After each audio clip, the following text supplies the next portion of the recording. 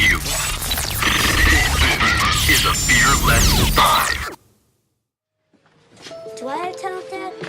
Of course you have talent. You got all the talent in the world. Can I be a baseball player? You can be anything you want to be. I've always grown up with a passion for illustration.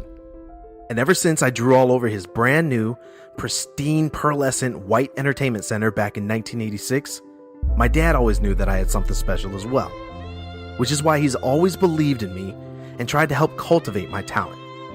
He's done that with all of his children, investing in the talents and interests of my siblings and I, even to this day. This inspiring story is a testament to the power of the support and faith he's always shown in us. When I was 8, my dad was offered a job in Italy, a 2-year contractual engagement that required him to move. A strong, devout family man, my dad has never been one to leave his family for extended periods, so, wanting to bless us with an intercontinental cultural experience, we packed up and shipped out to Italy. Now, any foreign country is a bore when you're 8 years old. Culture, history, art, who cares when you could be back in the States watching Tiny Toons and eating Mickey D's, right? So, with not much else to do, I took to my sketchbooks more fervently than ever. Fast forward a few months, my brother and I are enrolled at an American school on a U.S. Army base called Camp Darby. There, I made friends with another gifted artist named Sean. Sean and I drew constantly, and over the course of several months, came up with an extensive collection of characters we'd drawn in and out of class. One night at home, I remember sitting on our couch sketching before bed as I would normally do. My dad, as he would normally do, was sat at his computer. Randomly, I stopped drawing, turned and said to his back, "Dad, I want to work for Disney one day as an animator." Impressed, he turned to me with a proud smile and after a moment said, "Well, let's let them know." Dropping whatever work he was doing as if it weren't as important as investing into his child's dream, he got up, went to the phone, and dialed the operator. Over the next 45 minutes, he tracked down one of the lead animators at the Walt Disney Animation Studios in Buena Vista, Florida, and got their contact info. That night, we wrote a letter from me and Sean to the animator, I think his name was Chris, and packaged it up with a bundle of me and Sean's artwork, telling them that we wanted to work for Disney as animators. My dad hooked up a professional cover letter, and 2 days later, we shipped our nifty little package off to the Sunshine State. A few months later, after almost giving up all hope of a response, we finally received a letter back from Chris. I could hardly maintain my composure as I tore into the outer packaging. And suddenly, there it was. A white envelope with a return address label, with Mickey Mouse standing there, joyously gesturing his powdery white glove towards the Walt Disney Animation insignia. We opened the envelope addressed to both Sean and I to find 2 letters on official Walt Disney Animation stationery addressed to each of us individually. In the letters, Chris thanked us for our interest in wanting to someday work for Disney Animation and strongly urged us to keep drawing and enhancing our skills. He said to take as many art classes as possible and to always let our teachers know what we intended to do after college. He told us to keep in touch regularly and perhaps one day, after college, we'd schedule an interview.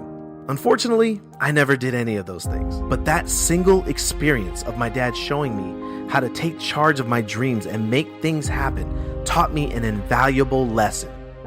Nothing is impossible.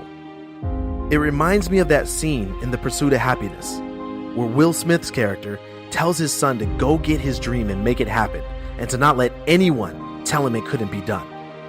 My dad showed me that night that things aren't as inaccessible, that people aren't as inaccessible as we think they are, that dreams are mostly that because we fail to take actions toward making them become a reality, and that all it takes is getting up and doing something about them. I didn't realize that that pivotal moment had taught me so much and shown me that nothing was impossible until years later, when I was doing things and trying to make things happen for my career and my life without a fear of the impossible.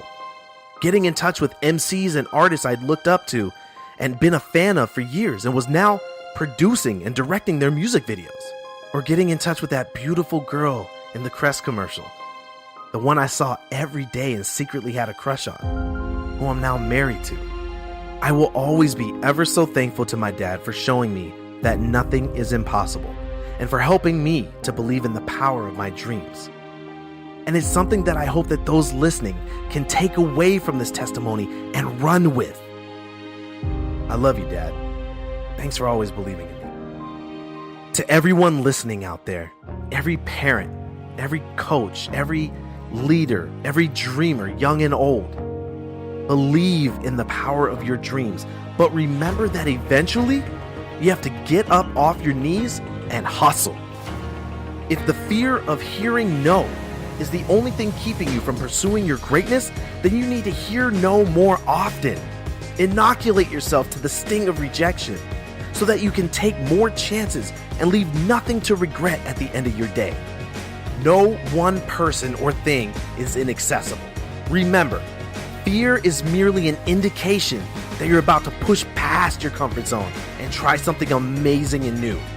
So if hearing no is the only thing holding you back from stretching for your destiny and pulling back a piece of that dream, that's when you need to pursue the possibility of hearing no more.